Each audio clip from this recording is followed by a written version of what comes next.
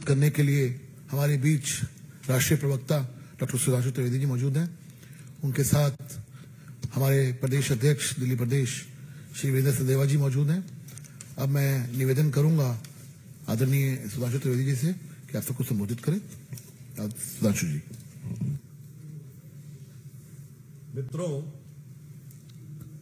मित्रों, आप सभी जानते हैं कि भारतीय राजनीति में कट्टर ईमानदार के नित नए किरदार एक के बाद एक उभर कर सामने आते जा रहे हैं।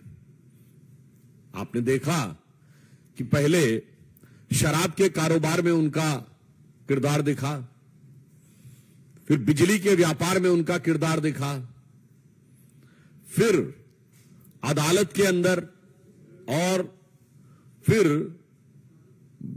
भ्रष्टाचारियों के साथ सरोकार में भी दिखा।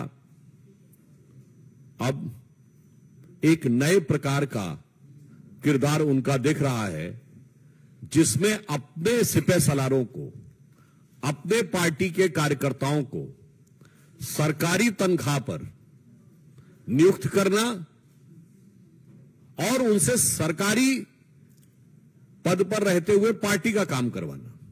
देखिए, दोनों में अंतर है। कोई व्यक्ति यदि कभी पार्टी का कार्यकर्ता रहा हो वो अलग विषय है, परंतु पद पर रहते हुए वो विधिवत काम करे पार्टी का, अरविंद केजरीवाल जी के व्यक्तिगत राजनीतिक कार्य का, कई जगहों पे उनके व्यक्तिगत निजी स्टाफ का, ये एक नया स्वरूप सामने आ रहा है। आप सबने वो कहावत सुनी होगी कि आप बांटे रेवड़ी और मुड़मुड़ अपने को दे, पर यहां तो जनता को तो ये कहा कि चंद 100 रुपए की कुछ सहूलियत देंगे, एक आध हजार की सहूलियत देंगे, बदले में अपने लिए करोड़ों का शीश महल भी बनवाएंगे और सिपह सलारों को लाखों रुपए भी दिलवाएंगे। यानी बात तो करेंगे, अपनों को रेवड़ी नहीं, अपनों को तो रबड़ी खिलवाएंगे। एक कहावत आपने सुनी होगी ना, माले मुफ्त दिले बेरहम। पर ये सरकार की आय को जिस रूप में प्रयोग करते हैं, उन पर यह कहावत एकदम चरितार्थ होती है कि माले मुफ्त दिले बेरहम। और आगे एक पंक्ति में अपनी तरफ से जोड़ता हूं, जो आम आदमी पार्टी के और केजरीवाल जी के इस नए किरदार पे एकदम उपयुक्त लगती है। माले मुफ्त दिले बेरहम और अपनों पे करम, सब अपने लोगों के लिए लुटाना। ऐसे कई एक उदाहरण हैं। कई जगहों पर तो जानकारी ये भी लगी है कि उनके लोगों ने अपना सोशल मीडिया अकाउंट डिलीट करने शुरू कर दिए हैं, क्योंकि वो सीधे दिख रहा था कि वो पार्टी का काम कर रहे हैं सरकारी पैसा लेके। अब इस विषय पे कई ऐसी जानकारियां लगी हैं, जैसे एक श्री राम कुमार झा हैं जो उनके निजी स्टाफ में काम कर रहे हैं। अभी जब उनके घर का विषय आया था तो पत्रकारों के साथ उलझते हुए इनकी फोटो भी अवेलेबल है, और यह सरकार से सैलरी ड्रॉ कर रहे हैं। एक निशा सिंह जी हैं जो एसोसिएट फेलो हैं, इनके ऊपर तो शायद एक मुकदमा भी है जिसमें प्रक्रिया चल रही है, और शायद चार्जशीटेड भी हैं। वो ये भी विधिवत सरकारी काम करते हुए पार्टी का काम कर रहे हैं। इन सब के डॉक्यूमेंट्री एविडेंस अवेलेबल है कि ये सोशल मीडिया पे आम आदमी पार्टी का ही काम कर रहे हैं। इसके बाद अंचल बाबा जी हैं, ये उनके सिटिंग विधायक की धर्मपत्नी है। विधिवत पार्टी का काम हो रहा है और सरकार की तनख्वाह है। इसके उपरांत एक श्री अक्षय मल्होत्रा जी हैं, वो भी उनके निजी स्टाफ में हैं, शायद कुछ और चलाने का काम करते हैं। मतलब शायद ऐसी जानकारी है कि उनका वाहन भी चलाते हैं और सोशल मीडिया के अकाउंट का भी कुछ काम करते हैं। तो ये सिर्फ इतना मैं कहना चाहता हूं, ये वो पार्टी है जिसने एक शपथ पत्र लिखा था कि हम मकान नहीं लेंगे, और सारे के सारे विधायकों से लिखवाया था हम वाहन नहीं लेंगे, हम सुरक्षा नहीं लेंगे। सोचिए वो आते आते आज कहां तक पहुंच गए हैं कि सरकारी खजाने का कैसा दुरुपयोग किया जा सकता है। मुझे लगता है 10 साल के अंदर, 2013 में पार्टी बनी थी, 10 साल के अंदर किसी का किरदार या चरित्र, पूरी पार्टी का चाल, चिंतन, चेहरा, चरित्र इतना नहीं बदला होगा जितना कि आम आदमी पार्टी का है। अब मैं अनुरोध करूंगा हमारे दिल्ली प्रदेश के अध्यक्ष श्री सचदेवा जी से कि वो आगे का विषय आपके समक्ष रखेंगे। धन्यवाद सुधांशु जी। सुधांशु जी ने अभी सिर्फ 4 नाम आपको बताए। दिल्ली के उपराज्यपाल महोदय ने लगभग 437 नियुक्तियां रद्द की हैं और जो पहली लिस्ट सार्वजनिक डोमेन में आई वो 116 लोगों की थी। तो उन 116 लोगों की जब हमने जानकारी इकट्ठा करनी शुरू की तो जैसा सुधांशु जी ने कहा कि आधी रात आते आते सबके ट्विटर, फेसबुक, लिंक्डइन, इंस्टाग्राम के सारे अकाउंट डिलीट हो गए। जो बच पाए वो हमने आपके सामने रखे। अब जो स्क्रीन पर नाम है मनोज कुमार झा, इनके ट्वीट्स देखिए आप। आम आदमी पार्टी के ट्वीट्स को रीट्वीट करना, उस पर कमेंट्स करना, और ये चीफ मीडिया एडवाइजर दिल्ली जल बोर्ड, तनख्वाह 1.5 लाख रुपए। नितिन व्यथला, एसोसिएट फेलो, इनके सारे ट्वीट देखिए आप। अरविंद केजरीवाल का गुणगान करने के अलावा कोई काम नहीं, तनख्वाह 1 लाख रुपए। इस तरह से कई नाम हैं। मैं एक नाम पे रुकना चाहूंगा, प्रियदर्शनी, तनख्वाह 1,25,000 रुपए। आम आदमी पार्टी हरियाणा यूथ विंग की वाइस प्रेसिडेंट, तनख्वाह मिलेगी दिल्ली से। तो ऐसे लगभग शालिनी यादव, इनके बारे में तो बिजनेस वर्ल्ड ने लिखा, ये राजनीति को बदलने के लिए आई थी, आम आदमी पार्टी ज्वाइन की, सुबह से शाम एक ही काम, अरविंद केजरीवाल, तनख्वाह 1 लाख रुपए। ऐसे लगभग ये 42-45 नाम हमने आपके सामने रखे हैं। काम सबका एक ही है, ये सब आम आदमी पार्टी से जुड़े या इनके नेताओं के सिपह सालार हैं, जिनको एक ही काम दिया गया कि कैसे दिल्ली में आपने आम आदमी पार्टी का सोशल मीडिया, आम आदमी पार्टी का काम कैसे बढ़ाना है। सरकारी पैसे से तनख्वाह लेना और किसी पॉलिटिकल पार्टी का काम करना या व्यक्ति का काम करना, ये गैर संवैधानिक है। हम अरविंद केजरीवाल से एक ही सवाल पूछ रहे हैं कि आपने इन 437 लोगों के लिए कोई संवैधानिक अप्रूवल ली थी क्या, इनको नौकरी लगाने से पहले?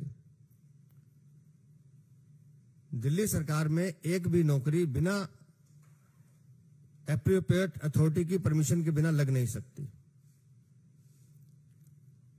और जैसा अभी सुधांशु जी ने कहा कि अपने लोगों को ओबलाइज करना,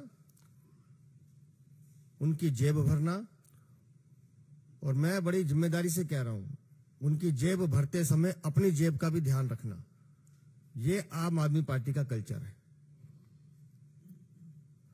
इनके किसी भी विभाग को आप हाथ लगा लीजिए, उसमें आपको भ्रष्टाचार मिलेगा ही। किसी भी दीवार को खटखटाएंगे, उसमें भ्रष्टाचार रेत की तरह झड़ेगा। आज दिल्ली का युवा पूछ रहा है अरविंद केजरीवाल से कि ये मेरे हिस्से की नौकरी थी जो आपने अपने चमचों को दी। अरविंद केजरीवाल जवाब दें। और ये तो सिर्फ 437 हैं। मैं माननीय उपराज्यपाल से निवेदन करता हूं कि 116 के अलावा बाकी नाम भी सार्वजनिक किए जाए, पब्लिक डोमेन में डाले जाए और इस पूरे प्रकरण की जांच कराई जाए कि किसके इशारे पर, किसके कहने पर इन लोगों की अपॉइंटमेंट इलीगल तरीके से की गई, और जो भी इसके लिए दोषी हैं उनके खिलाफ कार्रवाई की जाए। ये हमारी मांग है। एक इसमें और भी स्पष्ट कर दूं, पद पे नियुक्ति, जैसा सचदेवा जी ने कहा, एक प्रक्रिया होती है। सक्षम अधिकारी से आपको अनुमोदन लेना पड़ता है, पद सृजित होता है, फिर उसका वित्तीय प्रावधान होता है कि उसकी सैलरी फाइनेंस के किस हेड से आएगी, उसका अप्रूवल हुआ कि नहीं, सैंक्शन पोस्ट थी कि नहीं। ये अगर नहीं हुआ तो ये नैतिक के साथ साथ बहुत बड़ा एक कानूनी यानी मॉरल के साथ साथ ये एक बहुत बड़ा टेक्निकल इशू भी है। ये 3 मैं बिल आपको दिखा रहा हूं। ये 1 महीने की तनख्वाह है, सरकारी कागज है। 107 लोगों के नाम है, कितनी तनख्वाह मिली, कितना टीडीएस कटा। 107 लोगों की जो तनख्वाह गई वो गई 80,70,000 रुपए। ये 1 महीने का है। ये दूसरा है 21 लोगों का, इनकी गई 21,90,000 रुपए। ये तीसरा है, ये 9 लोगों का बिल है, इनकी तनख्वाह गई 5,58,000 रुपए। ये पर मंथ का हिसाब है। अब कितने साल से ये दिल्ली की जनता का पैसा लूट रहे हैं, अरविंद केजरीवाल जवाब दें। जी,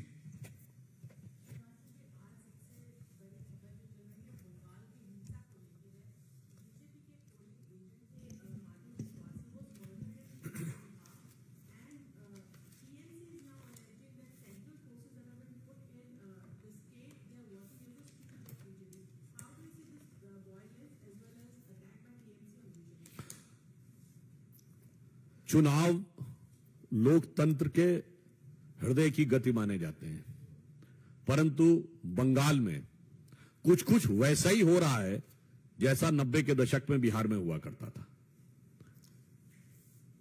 लोकतंत्र के इस पर्व को रक्त रंजित करने के जितने कृत्य बंगाल की सरकार ने किए हैं, वो एक के बाद एक संवैधानिक उपकरणों से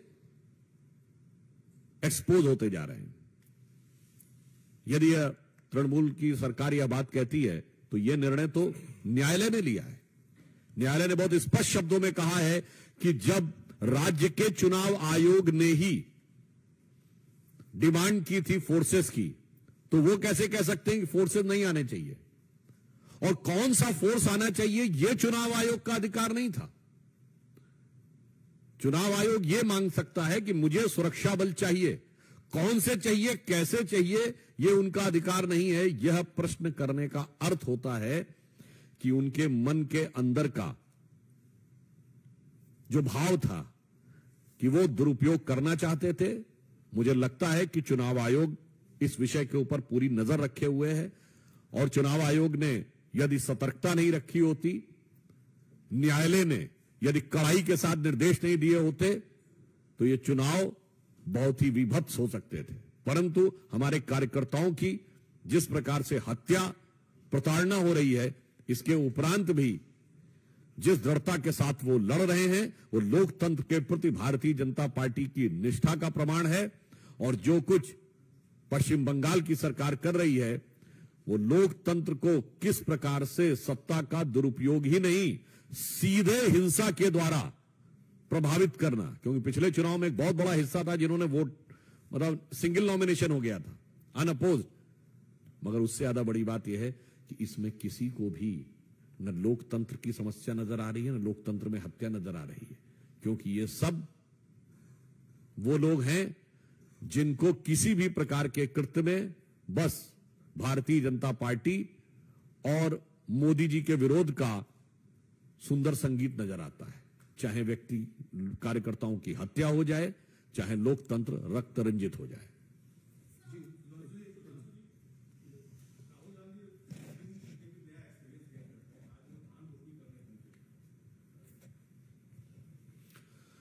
देखिए, ये उनका एक निजी विचार है।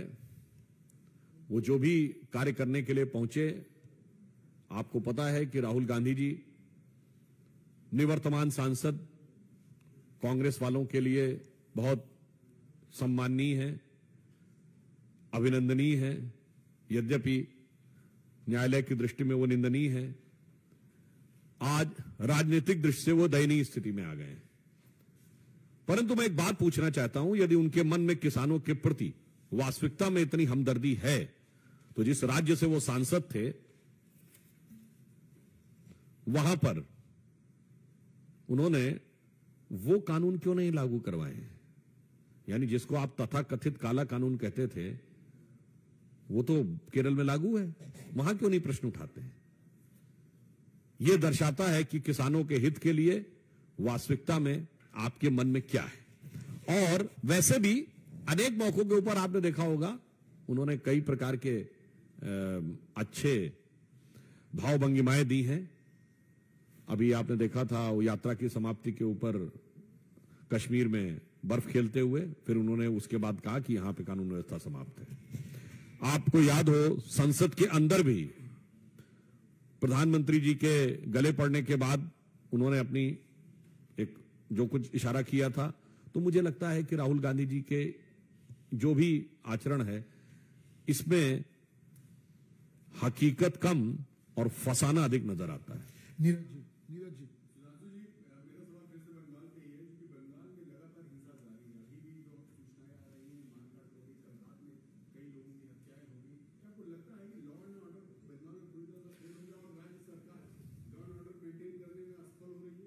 देखिए, बंगाल में लगातार हिंसा जारी नहीं है, वर्षों से हिंसा जारी है, और हिंसा जारी नहीं है, उत्तरोत्तर बढ़ती जा रही है।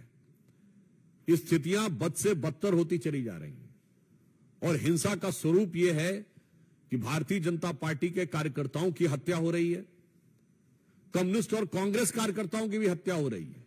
और इतना ही नहीं, आप सोचिए कि बंगाल को उस मुकाम पे ले जाके पहुंचा दिया है कि तृणमूल कांग्रेस के गुट आपस में एक दूसरे के विरुद्ध हिंसात्मक कार्रवाइयां कर रहे हैं, वो एक दूसरे की हत्या करवाने में लगे हुए हैं।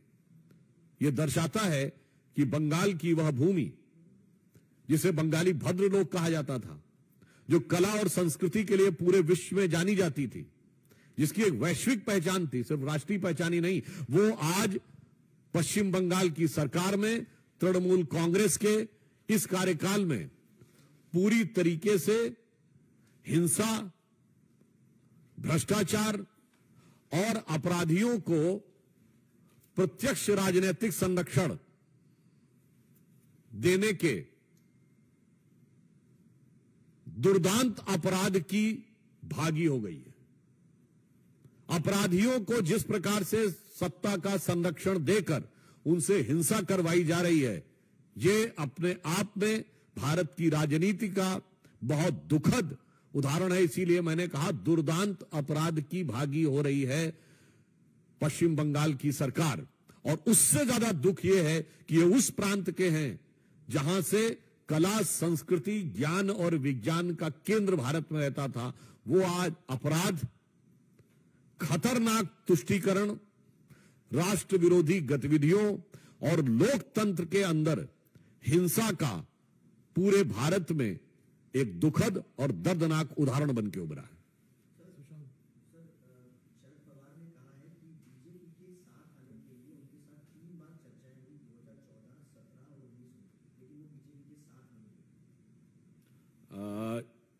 आप जो बात कह रहे हैं, उनकी परिस्थिति अब यह है कि उन्हें यह चीज बाहर बताने की जरूरत नहीं है, अपनी पार्टी के अंदर समझाने का प्रयास करें और वो समझा ले जाएं तो ज्यादा बेहतर है।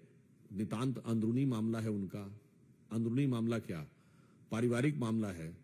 तो मुझे लगता है कि जो कुछ परिस्थिति एनसीपी में इससे पूर्व शिवसेना में हुई है, उसका मूल कारण यह है कि हमारे यहां पार्टी को परिवार माना जाता है और वो लोग परिवार को पार्टी मानने लगते हैं। इस कारण यह परिस्थितियां उत्पन्न होती हैं।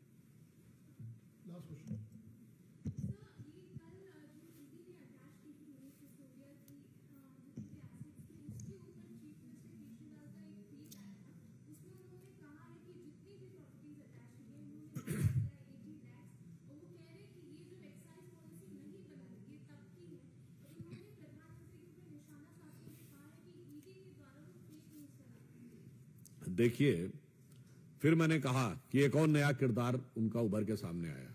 मतलब अब वो भ्रष्टाचार में जांच एजेंसियों ने उनके नेताओं की जो संपत्तियां सामने रखी, उसे मना तो नहीं कर पा रहे हैं। अब ये कह रहे हैं कि उसकी लागत इतनी नहीं इतनी थी, और ये एक्साइज पॉलिसी से पहले की थी। मतलब कहीं ना कहीं लगता है वो इशारा कर रहे हैं कि शायद एक्साइज पॉलिसी में तो भ्रष्टाचार हुआ, ये तो माना जा सकता है, मगर ये तो पहले की है। तो मैं मानता हूं कि ये प्रकारांतर से शराब नीति के ऊपर भ्रष्टाचार होने की उनकी स्वीकारोक्ति है।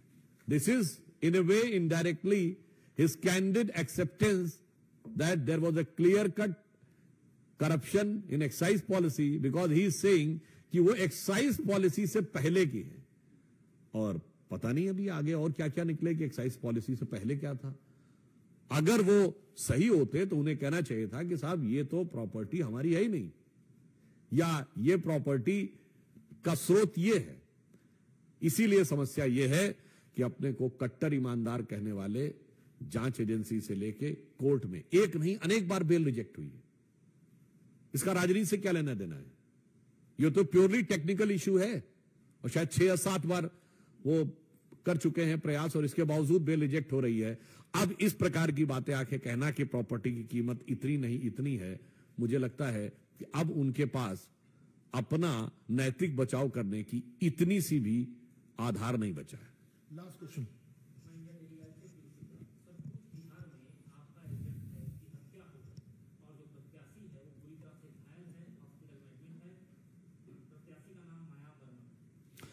देखिए, इस समय चूंकि चुनाव की प्रक्रिया वहां पर चल रही है, तो चुनाव आयोग के अधिकार में सारी व्यवस्था है। हम जो कुछ तृणमूल कांग्रेस की सरकार कर रही है, इसकी तीव्र भर्त्सना करते हैं। हमारे कार्यकर्ताओं की हत्या एक जघन्य अपराध है, और जो हम सीधा सीधा कहते हैं कि तृणमूल कांग्रेस की सरकार के संरक्षण में वहां के अपराधी तत्व या कार्य कर रहे हैं। और हम चुनाव आयोग से यह अनुरोध करते हैं कि वो इस घटनाक्रम को देखे और संविधान प्रदत्त शक्तियों के अनुसार उसकी उपयुक्त और प्रभावी कार्रवाई सुनिश्चित करें। धन्यवाद, बहुत बहुत धन्यवाद।